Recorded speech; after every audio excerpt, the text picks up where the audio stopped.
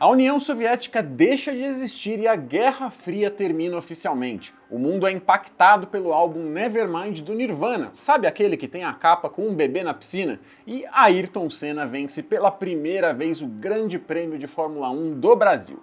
E alugar filmes em VHS nas locadoras era uma atividade cada vez mais comum.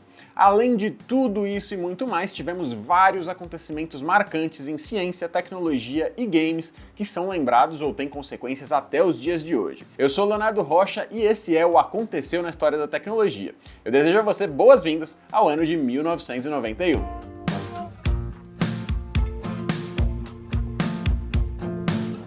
O mês de julho ficou marcado por uma chamada telefônica histórica na Finlândia entre o primeiro-ministro do país e o prefeito de um distrito. Mas por que ela é importante? Foi a primeira ligação feita a partir de tecnologia GSM. Também conhecido como 2G, ele virou o padrão de telefone móvel com transmissão digital de sinal e quem estava no centro disso era a Nokia, que por anos foi líder dessa área. Mas o acontecimento mais marcante do ano em tecnologia envolve a internet como um todo. Em 6 de agosto, Tim Berners-Lee lançou ao público as bases da World Wide Web, o www, que hoje a gente nem precisa digitar para acessar um site. A criação é basicamente o sistema de informação pelo qual PCs e servidores de diferentes partes do mundo trocam conteúdo e a exibição dele de forma mais amigável para o usuário na forma de uma página.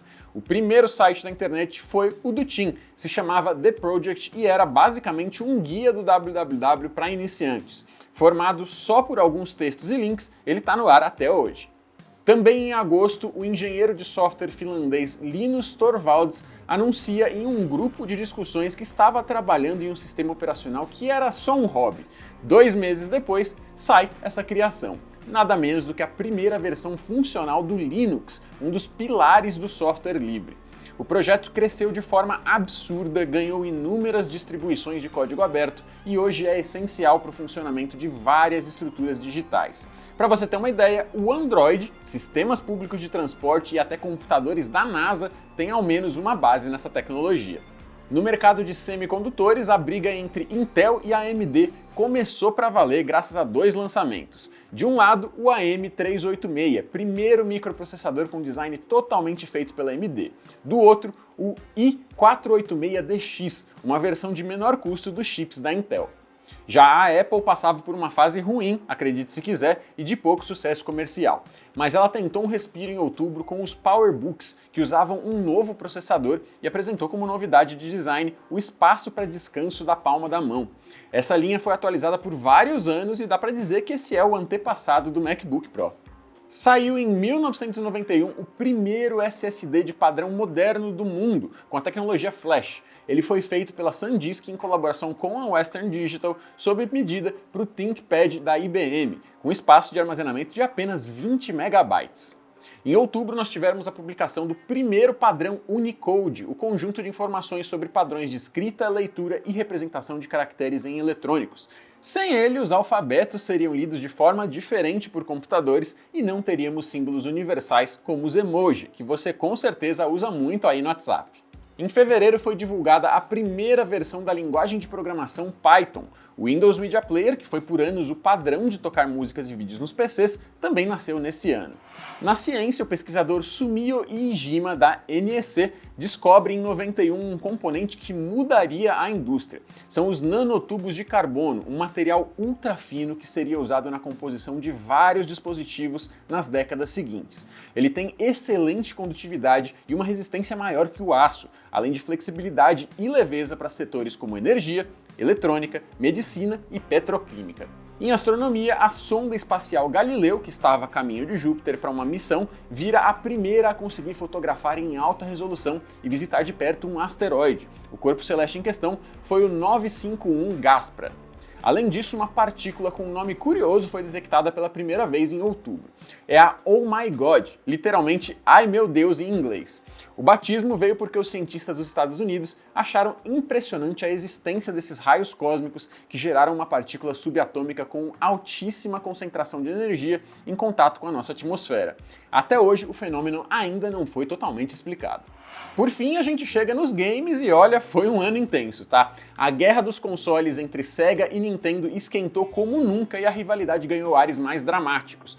Isso porque, em junho, o primeiro Sonic the Hedgehog é lançado para o Mega Drive e vira um fenômeno, principalmente pelo estilo mais veloz e rebelde do mascote, que virou um dos mais queridos de toda a indústria até hoje. Além disso, ainda na Sega foi lançado o portátil Game Gear fora do Japão, inclusive no Brasil pela Tectoy. Ele não chega a ser um sucesso e tinha os seus defeitos, sem conseguir tirar o reinado do Game Boy.